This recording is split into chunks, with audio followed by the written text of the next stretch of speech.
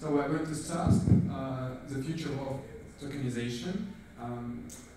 We have a wonderful team who has gathered here, and we also are having a decentralized discussion. So you all are going to be involved in the speech. So let's start. Hi everyone. Are we awake? That's better. We're going to involve everyone. That's what Andrew said.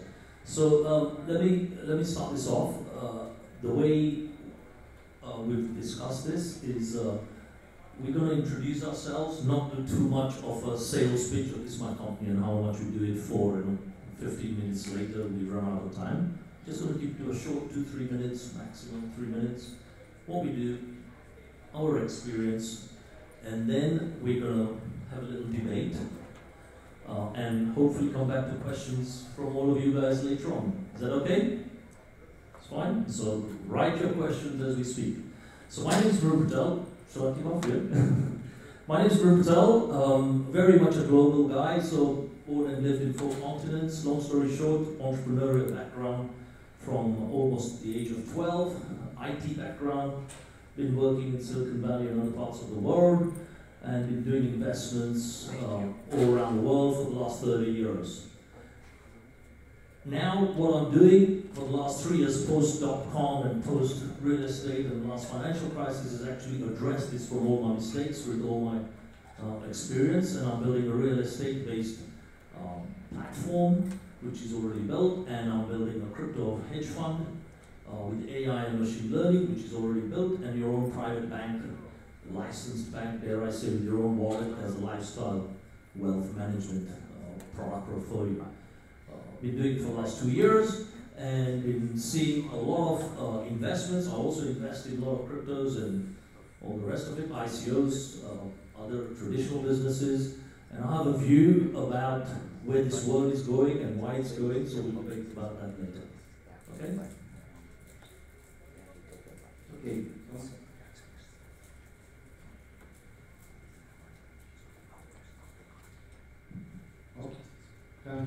Okay. So my name is Dmitri. I'm also a global guy. I live in the Valley since last 20 years. Before that, I was in Russia and in Germany. So currently, I'm a partner in small venture funds called Sputnik Technology Capital. We invest in US and primarily Russian startups, seed and early stage. I also own a company here in the Valley. We're doing blockchain solutions from MVPs to products, different ones. Have good teams in Russia and Ukraine. And one of the reasons why I'm here, I'm also chief scientist at a project which is called CoArt. It's based out of Lithuania with a distributed team in Estonia, Russia, here in the Bay Area. And we work in the fine art space and try to open fine art market to retail investors and to provide some liquidity for this market, especially for big pieces, to create infrastructure and what's more important, some whole ecosystem around this kind of tokenized investment. Hi, my name is Monica Profit. I'm the founder and CEO of Rise Housing. My background is in real estate and art. My last company was called Starry Night Programs. It was an artist retreat center in New Mexico where we brought artists and writers in throughout the world to create art, and then eventually grew more and more programs to then teach the business of art and continue to serve the creative class, essentially, in terms of how they can build sustainable models to continue to bring creative endeavors to the world and also have something where they can actually make some money. So we did exhibitions throughout the US and Europe, and that was pre-crypto, so I'd love to hear more about these art and crypto initiatives. I think that's a very interesting space, not just for asset tokenization of art itself, but also in the utility space. And that's led me, of course, to talking with a lot of art galleries and initiatives that want to be tokenizing in different ways. So I'm also a crypto investor.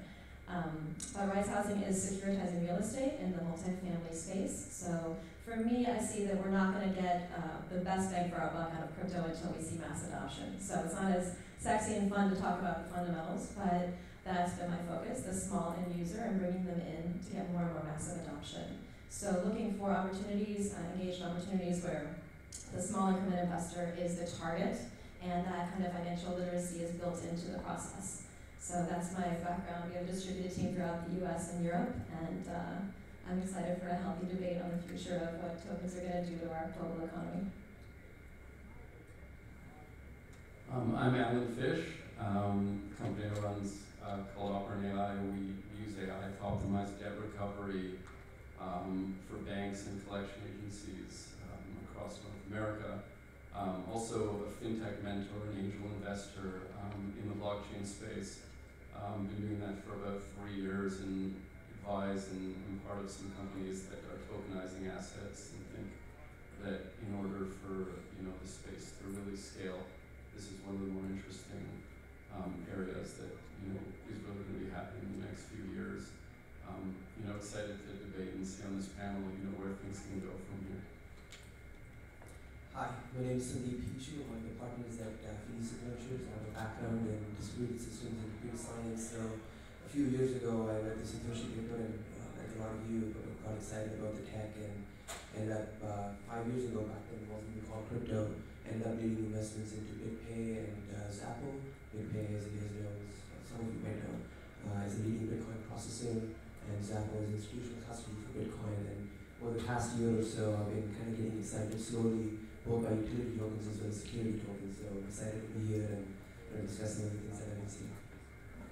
Thank you, guys. So one of the things that I'm sure which is on everyone's minds is that, especially the last 6 months, hasn't been that kind in this space. And people are, in my view, a bit ICO'd out, for want of better words, and they've seen a lot of bloodbath out there. Where do we see, or where the tokenization side goes to make, in my view, the old school, people can't look, feel, see, touch these things, and where do we see this thing going to make A, the investor feel safe, and B, the technology evolve as well, because we don't want to stifle technology. Whoever wants to take that. I'm happy to go first. I usually see the market as 3 different types of tokens. Right? We saw the initial money-like tokens with Bitcoin and a whole bunch of Zcash and Monero and so on and so forth. And then we saw essentially through the beginning of last year all the way down to the end of, or maybe the beginning of this year, the ICO boom in mostly utility tokens, which is the concept that you can take any centralized application and replace it with a better decentralized version, and most of the value is going to accrue to the protocol layer as opposed to the application layer. And the thing that we're here to discuss is the third kind of token, which is the security or asset token. And a lot of the disappointment is mostly being in the middle space. Sure, the Bitcoin prices have fallen and the Ethereum prices have fallen since the peak and so on and so forth, but mostly the cryptocurrency folks are very happy. I think the utility token folks are not that happy these days with all of the shenanigans that have happened with some of the scams and so on and so forth. And then we're talking about an entirely different asset class, which is tokenizing the real world in some way. So I don't think there is nearly as much fatigue or sort of bearishness when it comes to this third class of tokens, from what I see at least. But it's also very, very early. Do we see what I call a hybrid kind of a new token come out, where there'll be some rules, regulations put around it, and not be almost like the Wild West, write a white paper, do a pitch fest, and collect 20 million, 50 million, whatever, because coming back from the old school days, you have to do an IPO and people do a proper due deal and all that. Do we see a middle ground between these two? Well, for me, tokenization of real estate is very much of a security token. And actually, in the US, there are proper way to do that. There are things like Regulation 8 plus, and you can do almost, well, you can do up to 50 million crowd sale. And that's unrestricted stock after that. You can put it on exchange if you want. If you want to pay NASDAQ fees, you can put your stock on NASDAQ. Otherwise, put it on OTC. So for me, it's perfect. But that's just clearly security tokens. Whilst there are a lot of people who have a technology play, one can debate that they're still giving something back to the investor. Is that counted as a security, or is it counted as however they hide it based on the jurisdictions they put the fundraise company? Do you think that even the normal tech play guys should be security? There is already third class token. State of Wyoming said that it's neither security, no commodity. So they recognize that it's a third completely new class of assets. And maybe some other states are going to recognize it as well. Do we think that the government is stifling some of this innovation and be putting some fear out there? Because listening to Tim earlier on, I don't know how many of you were there in Tim's speech. How many were you there? Yeah, okay. So, Tim said something that really was exactly what I've been saying, right?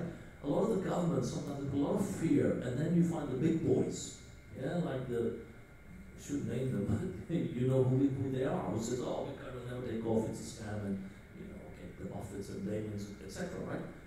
Do you think these are the people who are stifling A, innovation, and B, putting more regulation because they are out of their comfort zone or investment zone now? Do you think that's one of the reasons why some of this legislation and future of token isn't taking off as well as it should?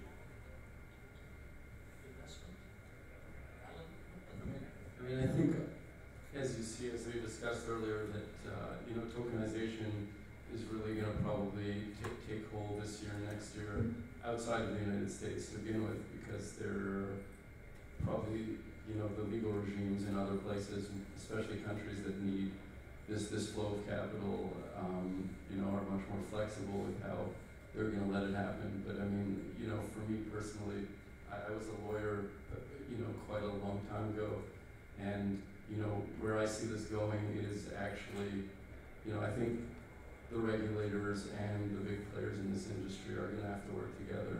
I actually think a little bit different than you. I think a securities compliant token is different than putting a stock up or putting something on the public markets today, because it's still programmable. It's a programmable asset. You'll be able to keep track of how many shares are out, who owns what, where it came from. You'll be able to track the entire process there. I think it adds a lot of value, and frankly, it removes a lot of costs in the middle. There's a ton of people working at these big banks who have all these back office type jobs who, quite a few of these jobs will be at risk. Which is what I'm saying, that's the fear, right? Yeah. Because people are creating some of this fear so they don't get their pension plans. Government banks, classic places, REITs. Yeah, and then if you go higher, there's also private equity guys. You may take out a good job in some respect and lower down, which is also a group that certainly can put up more fighting when there's legislation, lobby more, etc.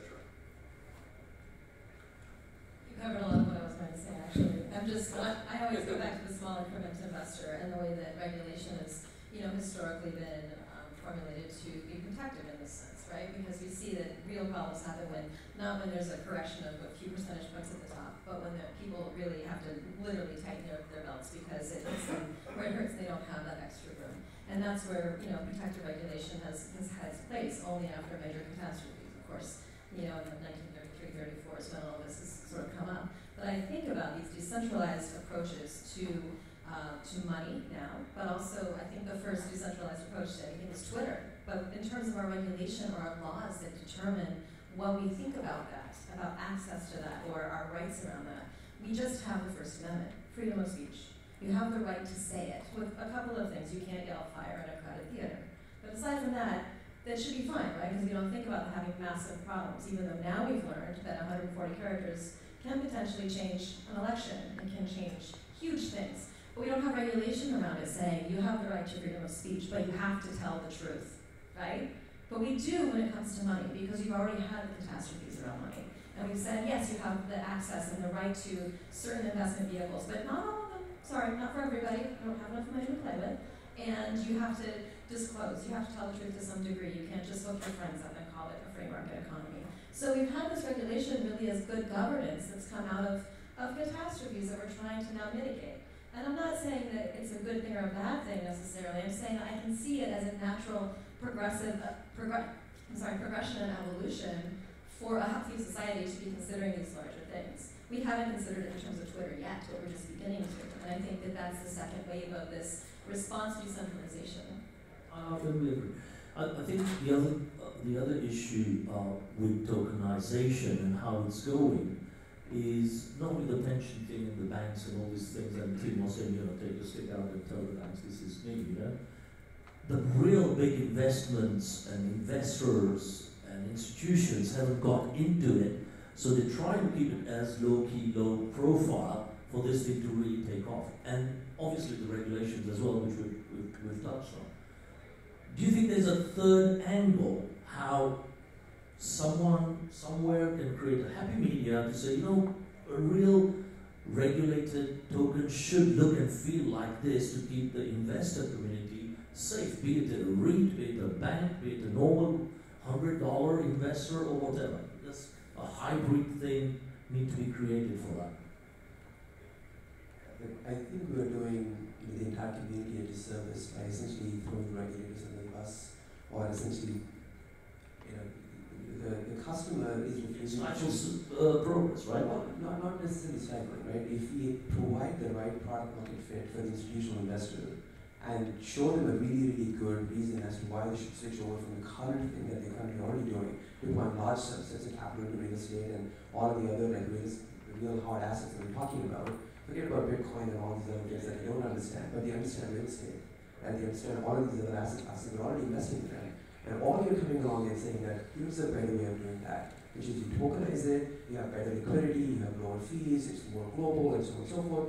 But within the laws, you know, that the United States has already set out, I think we all look at Lyft and Uber and we're somewhat spoiled because we get inside and say, oh, wow, those guys have gotten an end run on those laws, so maybe like these can do something similar. But people forget that those laws are regional. So if you were shut down in Austin, you can operate in Seattle. If you're shut down in Seattle, you can operate in San Francisco. When you're talking about the three-letter agencies, you're fighting at the national level. You get shut down once, you get thrown in jail, right? So everybody in the fintech ecosystem is acutely aware of that, and that's why we have to work with the regulators. Those regulations exist, as Monica said, for a good reason, to prevent Joe the dentist from getting swindled, right? So if you're dealing with accredited investors, that's why I think the first set of real tokens that are going to happen are probably going to be for the accredited investors, for the institutional investors, with assets that they know, touch, and feel. Versus Bitcoin, Ethereum, what do they know anything about it? It's not backed by anything. Either you believe it or you don't. But if you look at real estate trading, you're like, right, I'm buying some shares in that, I get that, right? I have a claim on the cash flows or on the debt or whatever else it is, I get that. So I feel like that's where you start, and then slowly over a period of time it might happen, and this platform is so pervasive, because ultimately what are we trying to do here? We talk about Bitcoin being programmable money, asset tokens or security tokens are essentially programmable ownership in some way. And initially we're saying just digitization of ownership is enough. But what we are not understanding is 5-10 years out, that level of programmability, once you can make something from paper to digital to programmable, that might open up a second layer of applications that we're currently unaware of. So we have to start with something small, make sure all the customers are happy with it because it's better than your alternative, and then you walk everybody up from there. Right now it's basically like very similar to what the mistake that Bitcoin and all of the folks made, which is we're going to overthrow federal governments. Great, good job doing that, because now we're going to get shut down tomorrow, right? As opposed to saying we're better Igor, or we're better store value, or we're better programmable money, because you can move your money from you to your trust fund to this other thing or whatever else you want to do, title insurance.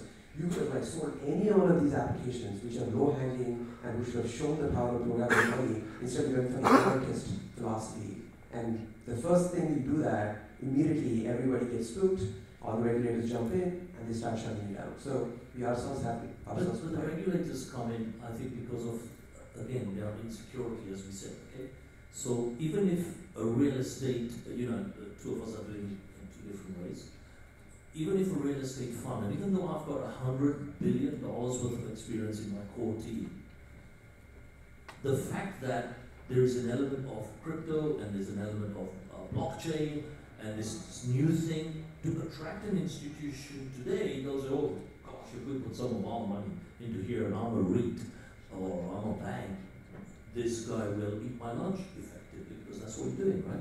Because I plan to go into pension funds, REITs, after a private digital online global bank, the whole idea. So you're eating into lunch. Do you go the disrupt route, or do you go, hi, let's do this together? Because that does not improve the future of tokenization, in my view. You just make fear and say, oh, we'll partner up and buddy up. I think technology should be secondary. The entire community is doing itself a disservice by somehow saying decentralization should exist for the sake of it. No, it should not. The last time we had a popular decentralized application was, late 90s, early 2000s in Napster. And since then, 18 years later, that application has died, and in fact, music has only become more centralized. So the natural state of evolution is actually centralized. So if you're doing something decentralized, you better have a really, really good reason as to why that should be the case. So very, very similar to selling real estate tokens, whether you do it using blockchain or something else like that. Everything else should be secondary. The technology should be secondary. My dad does not know the first thing about TCP/IP or UDP or any of these things. All he cares about is FaceTime with his grandson. That's all he cares about, right? And so we're doing ourselves a disservice. You should not be selling the technology. You should be selling FaceTime to the customer.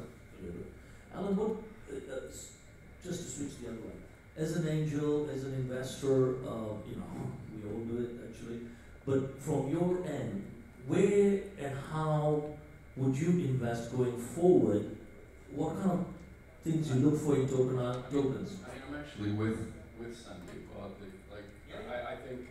I think for this space to really get huge, to be like the other kinds of technology spaces where I've done some investments in early stage insurance, direct to consumer plays, or online lending. I think you can't. This country has the biggest pot of gold at the end of the day for to grow industries, and particularly the state is where the impetus of global venture capital is. I think we're actually missing the point, because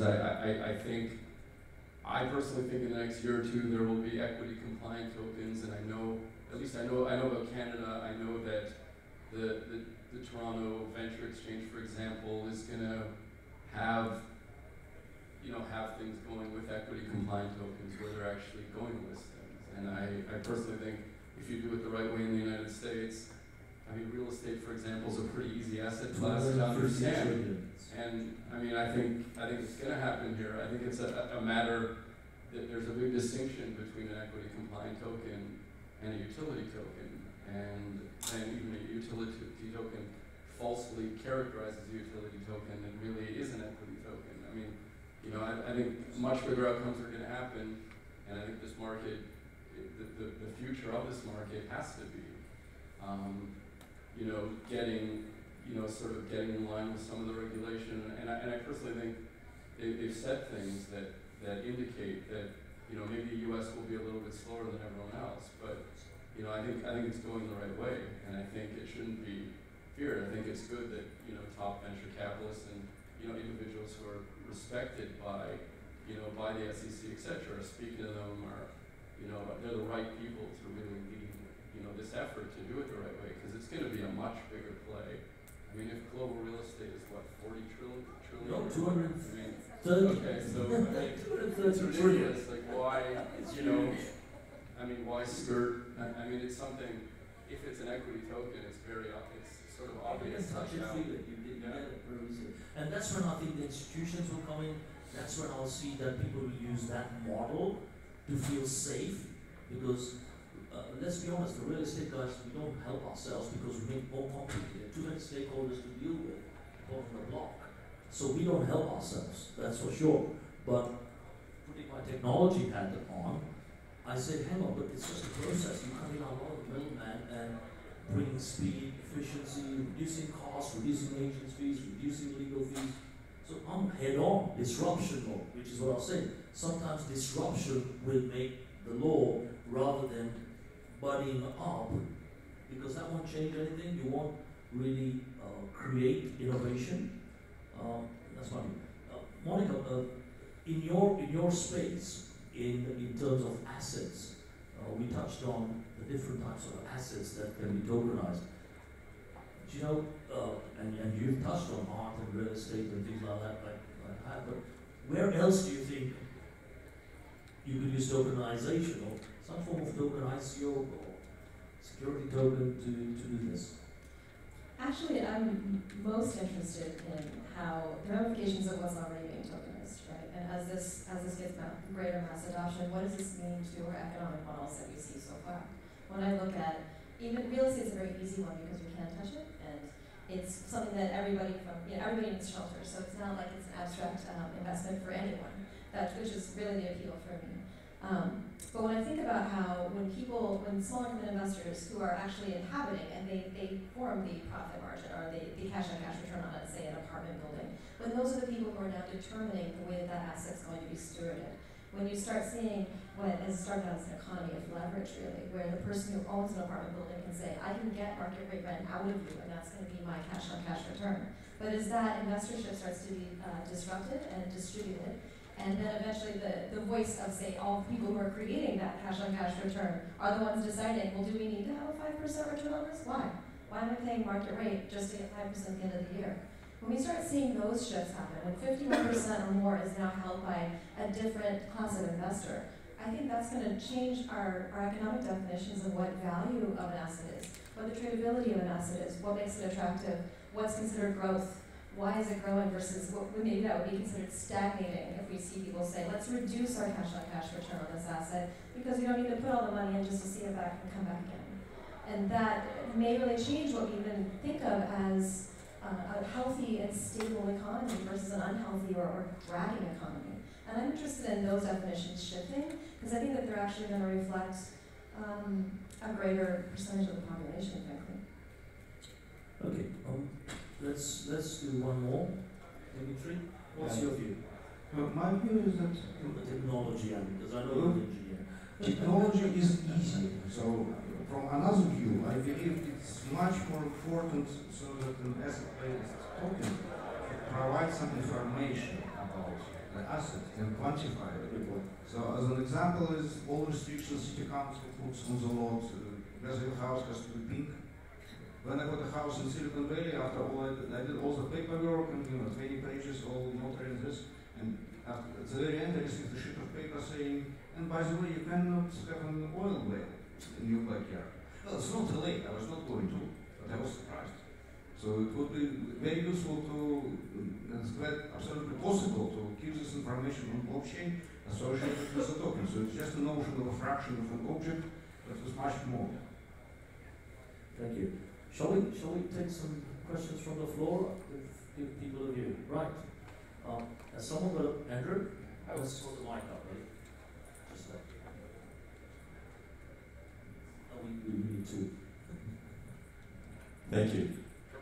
I would love to hear the panel's thoughts on what constitutes sort of best practices or state of the art for tying a real world asset to a digital token in a way that's legally enforceable. For example, who holds title when you've tokenized a piece of real estate? When you tokenize a painting, who obtains the insurance? And who goes after the insurance company to make sure that fair value is paid when it's destroyed in a fire or an earthquake? Fantastic question. For 2 years I've been grappling with exactly that. And so I'm only doing real estate in one class, it's multi-asset classes, I'm also doing crypto trading, plus digital bank, okay? So you as an investor, you invest in this. You own a piece of the action with an entry point and an exit point. This then goes in the old ways, or even current ways, it goes to a custodian. Okay, so you have a custodian account, right? Same thing with this. You can put it in the block to a custodian account, which is outside your control, so the shareholders, the founders, nobody can touch this until in the block the investor says so, because you say in the smart contract that I get my first share when this is exited. Then the developer or whoever it is, depends on what kind of project it is, and if it's a piece of art, same concept. If it's stored in a certain place, there's a custodian. They will not release this, you own a piece of it, just like how you have the diamond and the gold vaults, where you don't actually own the gold. You own the certificate, you say, I own X tons, X grams or whatever of gold. Same thing, you own it. So the same certificate, it's in a vault somewhere, and you own a piece of it. And until all the stakeholders don't agree to sell it or do whatever with it, you're safe. So it's outside the control of the founders and everyone else. Does that answer your question? It does. It sort of amplifies maybe sort of the Oracle problem, right? Yeah, There must now be a trusted third party out there. Absolutely, absolutely. And they must be. They must be, and that's why I haven't done, and I'm sure you haven't as well, just to go and start an ICO and white paper and let's rock and roll. This is about business and having ownership of people's money. You know, I've done 2 funds.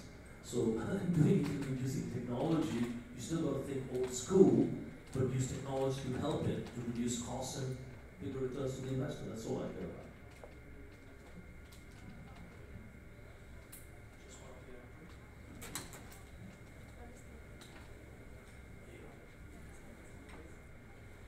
Just to follow up on that question, it seems like there's 2 different ways of looking at real estate. One is traditional pooled interest.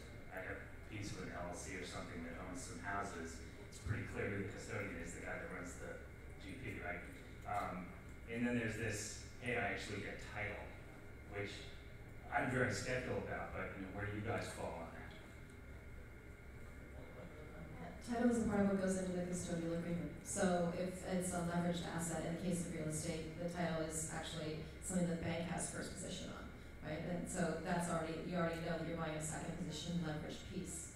If there was no debt on it and there was a title, it would still have to be in the custodial agreement. So it's not something that you just get title to because you buy a portion. The title is a part of the asset that's in the financial management of it is part of the custodial agreement. That's all there. What I think is an interesting kind of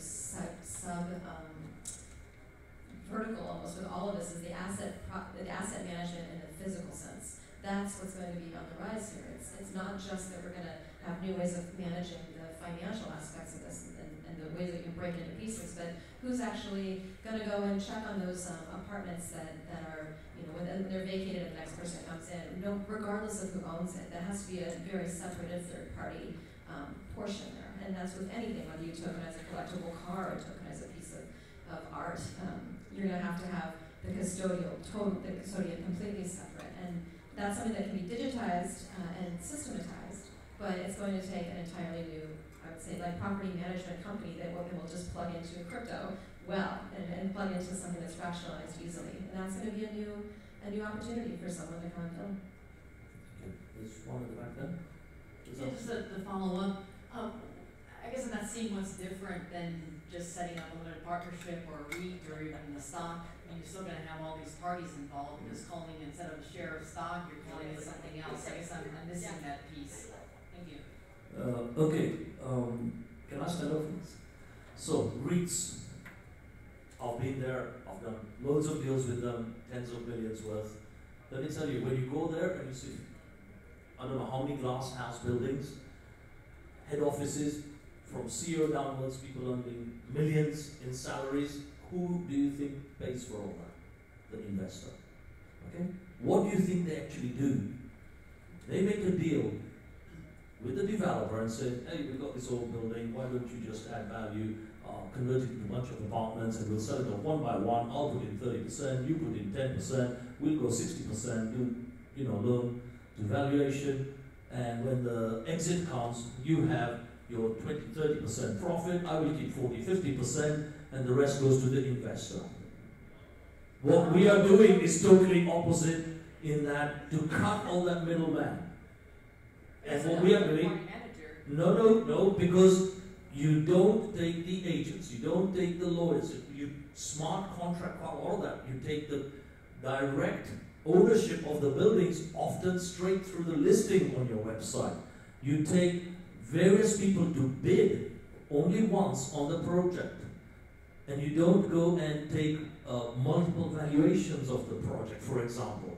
Because again, these are cost, and cost. You do one professional valuation, you take the whole gamut of buy-sell contracts and you digitize it, and you put it on smaller. You don't have to pay lawyers all the time. You don't have to pay brokers to 5% to 10% even all the time. You don't have to do it. It seems like it could be done today, just with better management. And someone set out all the management. It's not done today because there are still loads of middlemen in this. I think the point he's making is basically the technology has the capacity, and maybe maybe we fail to illustrate the technological side of this so much. We're talking about it at a very high level. But the technology itself has the capacity to bring not only many, many more investors, thousands more investors to these deals very, very simply, but also in the way that it works, it's able to disintermediate not one, but probably in the case of real estate, 7 points of fees and expense. So that ultimately just is able to streamline higher returns for investors. And the most interesting part of this is that it's not just higher returns for investors, cheaper liquidity for investors, but it's access points for multitudes more people. That's the exciting part. So maybe we haven't drilled into the technology well enough to illustrate that, but that's where we're kind of getting a smirk and a smile on our face. Because it seems like you have somebody managing the property, they can charge you whatever insurance side. That is true. Someone gets injured, you have lawyers hired to deal with it. Well, but in putting that together at one point and having infrastructure that supports it, we're able to say, for example, just in title insurance alone, the piece of property that you just bought has been insured over and over and over and over. When is it insured enough? When is it insured enough? Every single time it trades hands, it's going to be reinsured for every one of those properties that comes onto a network like his or like mine. It will be the last time that is paid. Because now, with the securitization of that asset, those trades back and forth all fall under one umbrella. It's the last time that is paid because it's just acknowledged once and it's kept in one place, right? And it's tied to that asset directly. Yeah, same thing with valuations. When you see all the valuation guys, so you have one buyer go to view a property, and they might have 20 viewings. Everyone's doing their own valuations. If you're one professional valuation, you know, house structure isn't going to change, or office structure isn't going to change. One valuation is done, it's on the block, you know what's happening. Someone's just going to verify it afterwards to say, yep, that's authentic, it's real, and it's done through an auditing process rather than 50 people doing it and everyone being in jobs and business. Okay, get some of the jobs out of business, but that's the way of the world to get efficiency out. And you could carry on doing the same thing. A broker agent comes in, everyone's taking pictures, everyone's putting it there, and it happens over and over and over again. Yep. Yeah, so just thinking along these same lines, I can see that tokenization takes away certain transactional friction. It makes these transactions simpler. But it seems to me that a large expense is actually the sales channel. Being able to reach those investors, buyers. And I mean, that's not going away. The brokers are not going away. You're still getting the brokers, right, at this situation. So how much benefit are you really getting from the tokenization of this situation? Okay, so if you think about pension plans, if you think about all the REITs, where do you think they get their revenue from? Where do you think, who's investing? It's the average person through a pension plan or through a REIT plan or some investment fund run by whoever, I shouldn't name them, but whichever investment fund you go into, they will have an element of real estate in there, and technology, and oil, and gas, and energy, etc. Same thing, but when you show that these guys need an army of people to manage it whilst using technology to cut probably 50% or more out of it, and the investors getting more, and you do the 30-40% returns versus you do 8-10% over a year, and you think it's fantastic, the average client or investor will say, hey, hang on. So this is a reference to institutional investors, right? So for example, a pension fund. Absolutely. So now if you think about a pension fund, they don't do $1 million deals, they don't do $5 million Absolutely. deals, they do $100 million deals. Absolutely. So when they go and they invest into a real estate trust, the transactional expense for them is a small percentage of the overall investment. So do you think tokenization really makes sense for them and they're going to jump on this? Which is what we talk about, the equity side of tokenization. You want to take this as well? Not the equity side of tokenization. I think you're saying that these very, very large transactions, the kind of fees that are paid are minimal for those particular investments and investors. Absolutely. But what we're again looking at is all of these small incremental investors. And when you are able to disintermediate that and then appeal, and we've talked about this a bit, your father just wants to be able to use FaceTime with his grandson.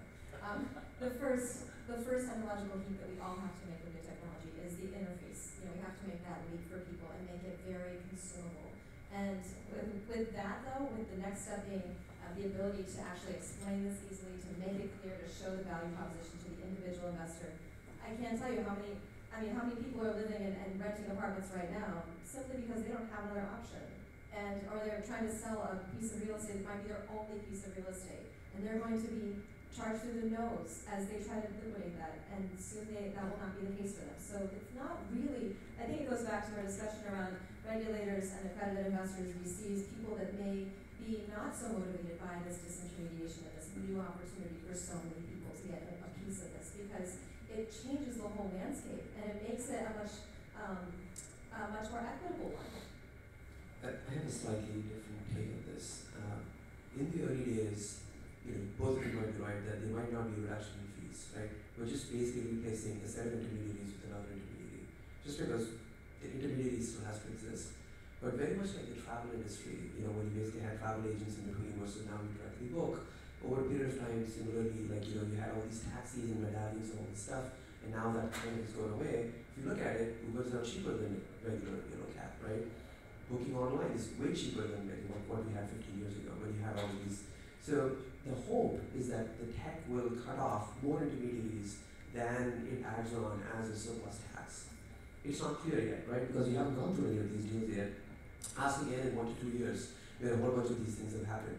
My theory on this is that in the early days at least, there's going to be other non-monetary advantages for both sides of the marketplace. The first one, we already talked about, is democratization for people to get into certain asset classes that they currently don't have the dollar amount to get into, right? That was only available to the institutions or the wealthy folks and so on and so forth, obviously within the laws, that are currently allowed. For the asset owners, you basically have a global marketplace, better price discovery, and so on and so forth, and also you have better liquidity. I don't know if you guys saw Swarm Capital just trying to do something crazy with Coinbase shares.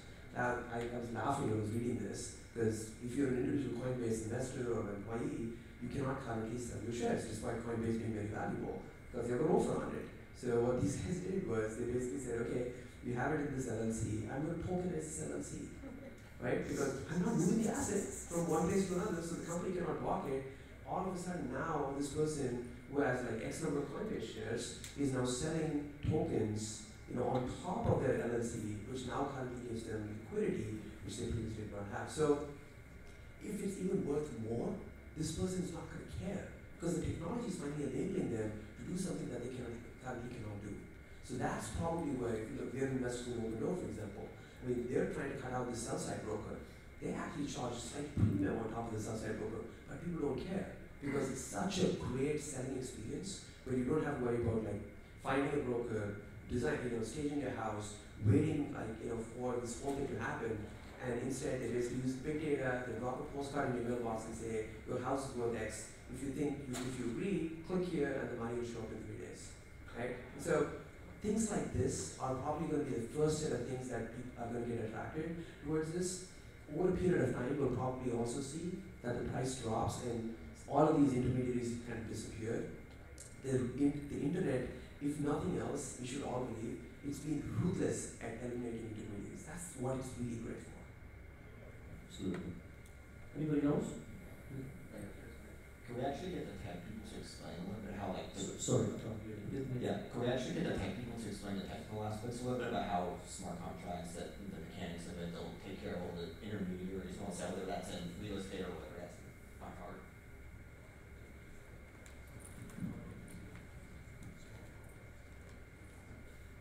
Well, actually, I don't for example those smart contracts. Just a piece of code. Yeah. So essentially what you do is just code down whatever relation you are going to have with an investor and investors are going to have among each other. And you code it down, you test it, you better test it, you ask some party to audit it, and if it works well, you just deploy it. Here is a simple use case that may help with some of that. It's just a piece of code, says the engineer. So I think all of us at some point in college or whatever, we rented an apartment and we gave our deposit to our landlord, and depending on the type of landlord and where we lived, we either thought we were going to get it back or we knew it would be disputed, it was gone. So, and that's that idea of, I gave you a couple $1,000, well, what are you going to do, sue me? When your landlord says, I'm not going to give it back, but sue me? Because it's not, there's not an equal access to enforceability of a contract, your contract to get that back. Essentially, it was, it's worth as much as you have money to lawyer up and make it enforceable. With a smart contract, things like escrow can become actually democratized and available for anybody, no matter how much money they have to enforce something. They're no longer going to have to get a lawyer to back up a contract of that sort. And again, that does come back to the point that the woman in the back was making about adding an intermediary. And you know how this could just be another way of adding, not really disintermediating too many things and having someone to manage that sort of thing. But if you have an asset that's tokenized, now you have a property management person who is in the position of a loyalty to the entity, not just to the one landlord, right? So they have to then go and say, oh, there's a broken light, there's not a broken light. This all has to actually be understood from a more equitable place. It's not a loyalty to one individual who's a centralized owner of that property. And the smart contract itself can hold that deposit, not just like in the yesteryear when it goes straight to your landlord. He says he puts it in escrow, he says he's going to give it back, and he says, go ahead and sue me, and you can't, you move on, you lose the money. Now it can go into an escrow account that's actually released automatically, and it doesn't go to anyone until it's approved by the third party who's the property management. That's something that an escrow, that a smart contract can really execute on very easily and very rapidly at scale. Yeah, I mean, just to add to that, thanks, Patel. I said something earlier about another example of smart contract where the investor gets his money out first. Okay? But if you think about it, if you put your money in a REIT or a pension fund or all that, they get the money out first, they divvy up how they want, no one will know how to get it. With you, now, because of blockchain and smart contracts,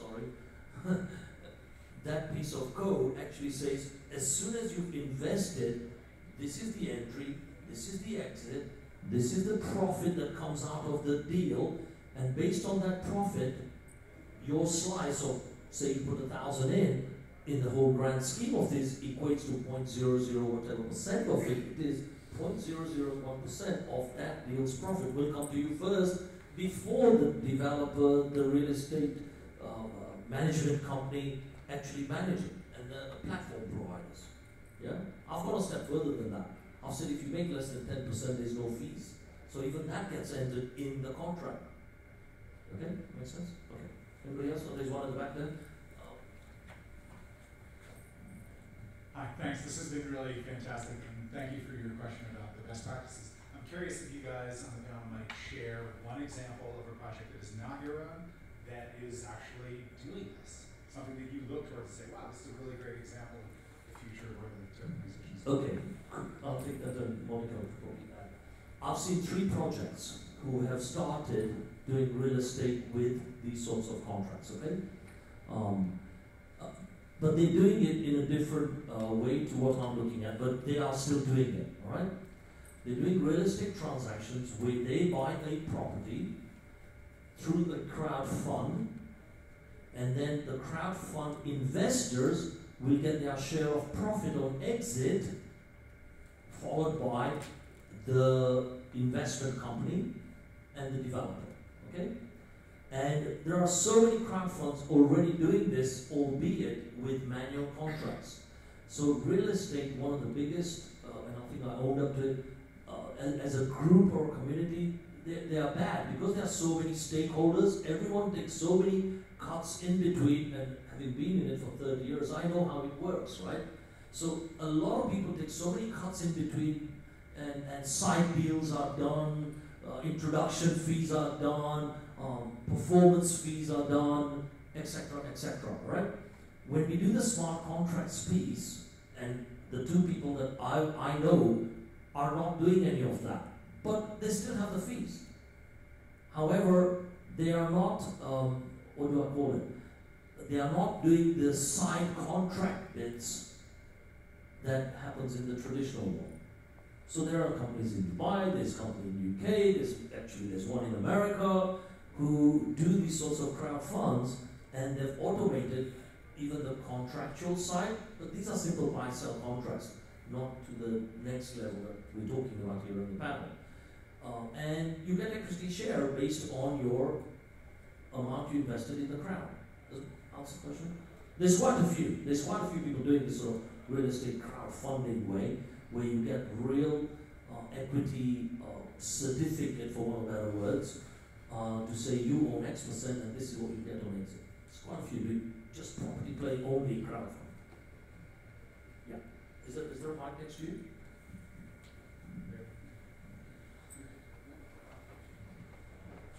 So if a real estate tokenization project is a security, then it needs to have offering documents Reg A or Reg D, etc., right? Absolutely, I fully agree. Okay? So, what kind of a developer would want to tokenize his assets, given that he's having to spend $20,000 or $100,000 for the security offerings, when he can even if he goes to get hard money, it's a 10%. 10 points, that's at closing, as opposed to $70,000 before they can even market. What kind of asset holder wants to tokenize their property? Okay, I mean, I don't live in America first, but I can answer it in a So I guess the follow-up question is, if any of that's true, then are we getting high-quality assets to tokenize, or is it just marginal assets and desperate asset holders that are going to try to tokenize as sort of a desperate attempt to get capital? You're absolutely correct, and that's a fantastic question, right? So the way I look at it, I'm not based in America with the Reg A's and D's and all that, okay? But let me tell you how I see it and how I'm implementing it, okay? We produce a fund, a licensed fund, and in that licensed fund, all the regulations based on your KYC and AMLs are done. So in America, of course, you have the Reg A's and D's and what have you. If you fall in those categories, and if I have a legal structure to operate in USA to sell through that media, through these regulations, depends on what category you fall in, I am liable and responsible for disclosing the person's investment and his return on investment. But you as a person, you are liable for all the profit you make and how much tax you pay on the gains you make. The profit is not the responsibility of the fund. The profit and your taxation is the responsibility for yourself. How you declare it and all those other things that go with it at a high level. Do you want to answer it at the Reg A's? I agree with what you're saying on high level in terms of where some of the responsibility and liabilities currently in terms of our regulations and our laws exist. But as he was saying, if it depends how granular the specifics of the filings go, right? So you can be filing specifically for every single property again and again and again, or in the case, this is the wonderful workaround that you've come up with, is the fund, where it all just falls under one umbrella. Again, it's sort of like the disintermediation of title insurance. You go through the cost once, and then you're able to use that vehicle over and over and over, and it's still compliant. In terms of the way that there's a burden of taxation on which end of this transaction and how that's done, that is of course country specific, and some of that has not been completely teased out. I think it's an excellent question, and that's all I can speak to is the future of where that's all going. Okay. It's a great question, because you see what you've just asked. If someone was hiding, or if someone, and hence hopefully in real estate I think it's very difficult to do that sort of a normal ICO style scam, because A, the volumes are very high, and B, because it's regulated not only from taking the monies in, but even from construction point, someone somewhere in that stakeholder community will be asked. And the whatever right answer, whether you're an architect, builder, developer, constructor, someone will be asked whose project is this and why that. So the chances of hiding are very, very small. And you have to pay your taxes for land and building and insurance and lighting and whole 9 yards, right? Yeah. Well, I have some answers to my own questions, but I wasn't asking about hiding or not hiding, but I was interested in your thoughts on it. I was just asking very simplistically, if I am going to a developer and say, tokenize this asset, he says, great idea, I can get cash in exchange for that. And then I have to say, okay, now pay this lawyer $75,000 to get us some paperwork, and then go to a crowdfunding portal or some way to fund that, as opposed to just going to hard money to say, I'd like a loan, and they charge ridiculous 10 points out of closing, but that seems to be a more attractive alternative to most developers than what we all like in the crowdfunding context. So I have some ideas, but I think what she said was you should have a fund that does all that, so that you can amortize the cost of the Reg A across multiple developers. I think she said you can't really go, her answer didn't allow for a single developer to bear all of those costs unless he somehow can't qualify for hard money. This is his last chance, desperate attempt for money. To me, and this isn't the state of the art yet, but what's happening in the next couple of years, like there's a few sites, and I think these guys are in the same space, the guys right in front of you.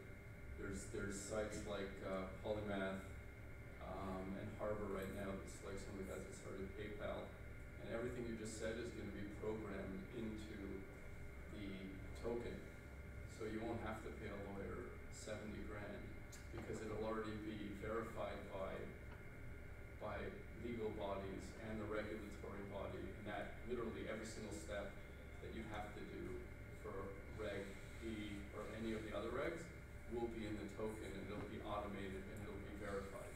So you won't have to pay that. Now, are we there yet? To my knowledge, we're not there yet, but it's being thought about and built into these systems. I would think within a year and a half that there will be equity compliant tokens that will automatically already be verified, that if you fill in all you're supposed to do for Reg D, it'll basically double check, and yes, there may be a de minimis fee to a law firm that like literally they have to do like a double check, but it'll ask for you to ingest all the data that's needed to be able to verify whether you've crossed your T's or dotted your I's, and it'll be built into the technology. I think that's what's sort of missing in a lot of explanations, and I've been in tech for 10 years, but I'm a business guy, not a tech guy. And what's amazing to me about these equity compliant tokens is that they're also programmable equity, and they're also really, the legal aspect are also going to be programmable in it. And it's like any tech, it's going to take a while to get really good at this, but that cost you're talking about is going to be eliminated pretty quickly. So the theory then is that the regulation, the requirement of an offering, which is Reg A is only $50 million. That program can only apply for up to $50 million worth, and it'll know. Unless right. And so then you've still got the issue of it being programmed either up to $50 million, or the regulations changing, which won't be in 2 years, or it being a public offering, or a Reg B offering, I guess, right? That's to right. be of unlimited capacity. That's right, and it'll flag it when it's. When it say, reaches hey, out. you're beyond this. It'll flag it. Like it's not there yet, but this is the magic of it. Future of Tokenization. Which is once it works, that'll be pretty amazing. Yeah. Till it does. Yeah, I mean, I'm just going to comment here. The lawyers are kind of making it up as they go along, which increases the price like 10x. Everything should be programmed in except the disclosures, essentially the marketing that you do, which is your disclosure. And the other stuff is going to get added out, but right now it is very expensive, you're right. I love the fact that you guys are all skeptical and not buying any of this, which I think is absolutely the right approach. Absolutely the right approach. Because in the early days, I think it's going to be all very expensive, and there's going to be adverse selection. There are all kinds of challenges that everyone's facing. One of the things that will happen is subsidization, very, very similar to what happened in every tech era. There's going to be some venture money or something in there which basically goes and convinces the first 10 developers to say, okay, this is going to be more expensive, but you know what, you're not going to need any of this. I'm going to need this just to create this marketplace. Or they'll go to the buyers and they'll say, okay guys, you currently don't have any access to this asset class. And what are your other alternatives? Like you're going to get X% here, you're going to get Y% here. It's a really phenomenal rate of return. You're going to take a haircut on this in order to get on this particular asset class, and you have to like bear all these extra expenses. So all of these things are going to happen in the first couple of years before like this utopian, programmatic, thing is ever going to kick in. Well, another aspect that you can look at it from a different direction, and you essentially you're selling one liquid asset. So technically, you wouldn't be expecting a liquidity premium on top of this. So one of the things you should consider is the expense of doing this is covered by liquidity premium that you're going to get from selling at a higher valuation. That's what I'm saying. So you're basically you're underwriting something else in this form as a buyer. So you might be willing to take a lower rate of return And essentially some of these costs of all this back-end stuff is essentially passed on to the buyer. So the seller, from the seller point of view, that's how you limit adverse selection is it has to be the exact same alternative, or even cheaper ideally, compared to what they get in any other form of, hey, here's what I want to do, I want to raise money for X. And if the answer is like, it's more expensive, he's going to be like, get out of here. In software, there's also a concept of software reuse. So hopefully, as this is moving along, we're developing this, all of this will be reused over and over again. In my fund, so at least 20% of the fund is going to be used exactly for that purpose. So we're going to build a lot of the contractual side of things built in and take a haircut, for want of better words, for obvious reasons, because the small percentage you charge later on, we take a 5-year view to say we'll make it over 5 years, but first take a haircut, take it out of your own pockets and create that infrastructure so you can reuse it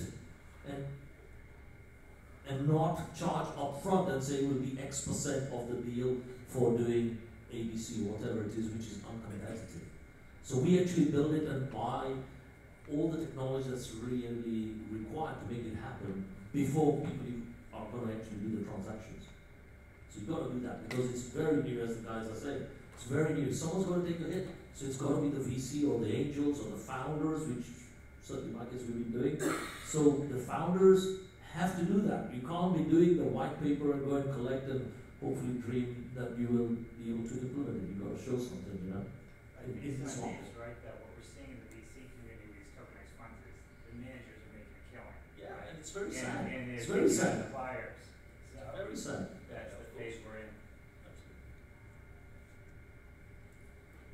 Any other questions, guys? Because we've got time for one more, I think. One in the far corner. Yeah, well, very, very informational. Actually, my background, I work with a lot of indigenous tribes, sovereign nations. They own a lot of real estate. They have a lot of casino now. They also have big time into cannabis. So I work with them, and their only problem is they don't have access. They don't want to deal with United States dollar because according to the reservations and laws and rules, they actually cannot work a lot with that. So how do you go about tokenizing their assets, their classes? What assets? Their existing family assets? What do you mean? Family assets worth a couple of 100,000 hectares, national parks. So are you talking about land? I'm talking about land, water, and things like that. So how can we go about that? What Okay, can I advise them? Okay, so if it's land, I can address that directly with some experience. So I did something like this in Bucharest, but without the tokenization side. So went to the government and a family house, and they own 500 hectares or something, if I remember right now.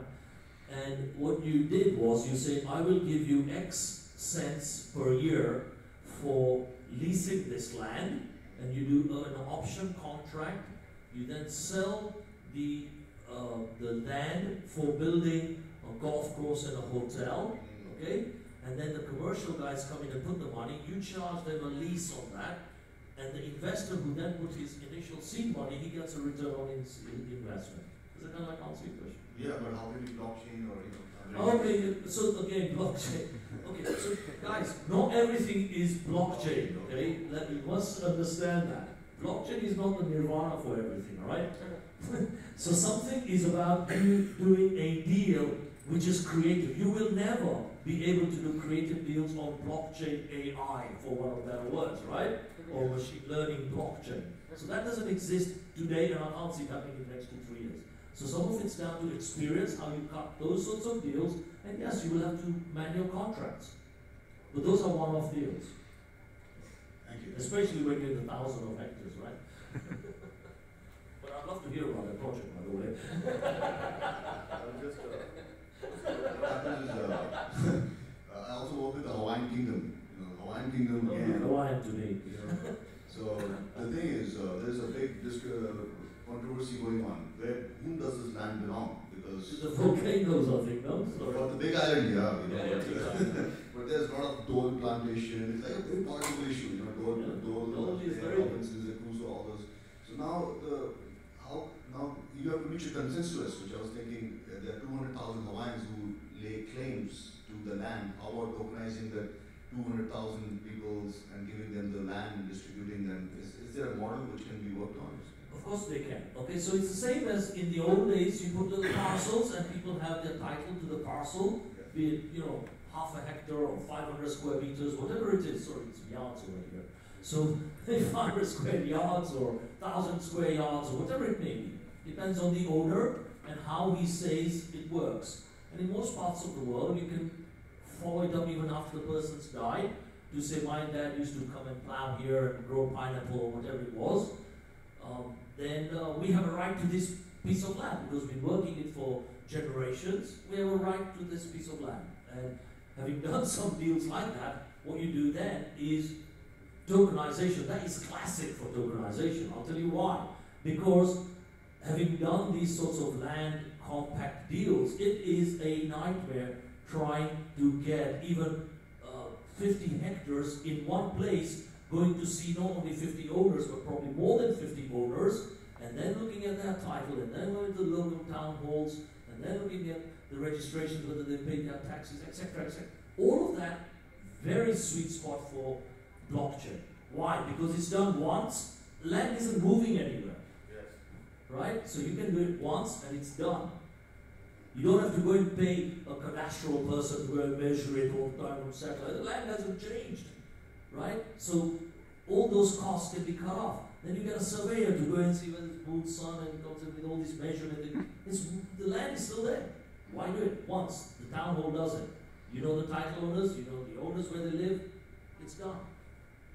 And the taxes are paid on time. It's all, that is all blockchainable. Yeah, to build an ecosystem because there's sizable community in all this, what do you say?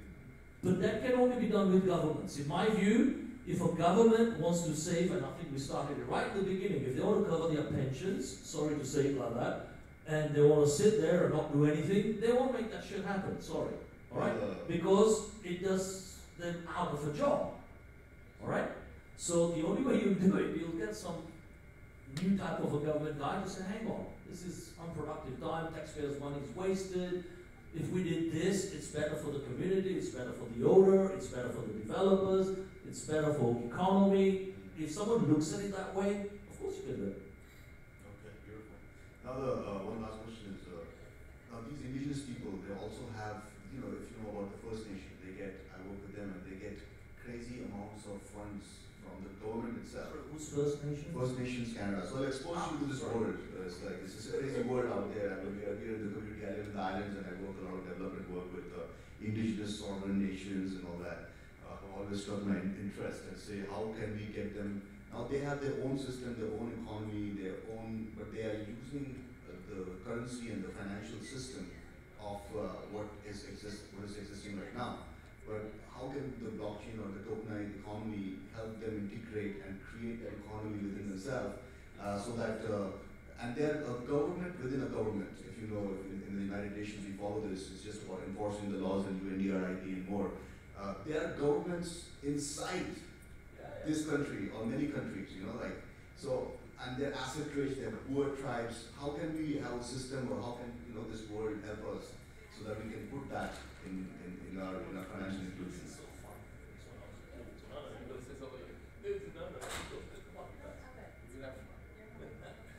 Okay, sorry, you're chickening out because you're in America, I'm the foreigner, I can come and say shit about this place, right? Sorry? I said same here. Okay, I'm from Kenya, I just put my UK. reservations and I'm protected. There you go, well done, same here, I'm protected. So, again, coming back to it, everything you've said, you know, I could not agree with it more. Why did I do what I'm doing? Because I want to use the disrupt model. Because sometimes with governments, you know, you go there and say, oh, doesn't this make sense? Does it make sense? It should be doing. And some countries, by the way, are already doing land titles on the block, okay? So that's already happening.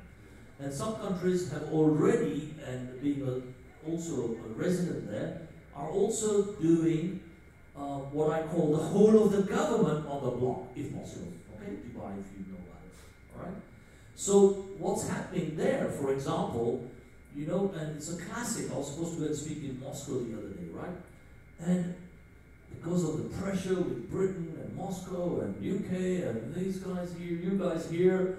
They said, sorry, our policy is 10 days, 15 days, you can't go. I don't, emergency visas, it's written here, 3 days I can get emergency visa. Just think of the pain, all they've got to do. And I was applying for Bucharest at the time.